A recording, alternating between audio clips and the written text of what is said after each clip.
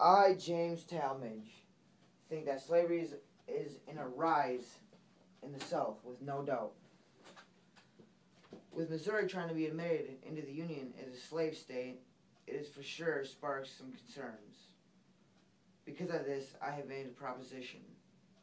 I do not plan on completely wiping out slavery from the start, but in the end, all children of slaves will be released at the age of 25, and Missouri will no longer be allowed to bring slaves into the state. This would be a most effective plan for admitting Missouri into the Union. Mr. Tallmadge, I will not be a part of a slave union. All men are created equal, or so it says in our Declaration of Independence. And it makes me sick at night to think that 50% of all slave babies die. Your plan would only slow down this problem and would probably not solve it at all. Plus, the conditions of slaves on those plantations are dreadful. The torture and pain they go through is what causes them to die so young. And next, who knows what will happen? Will there be other states who try to get admitted? Are we just going to make the Union a slave country? I think not, and this is why we need to stop it completely. You both know that we will never be able to stop slavery completely.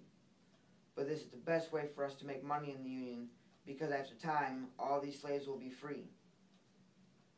If you just take a small step at a time, it could prevent a lot of problems for the future.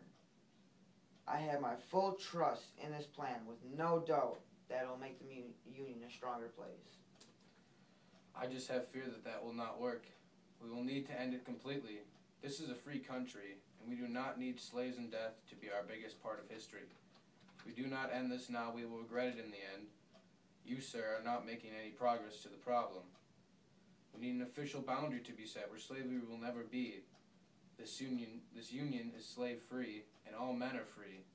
We will not allow Missouri to join our union and continue slavery. It is a done deal, and there will be a different agreement for us. Think of it this way, Sir Tallmadge. We will not slaughter humans for the ease of somebody else's work just because they are black.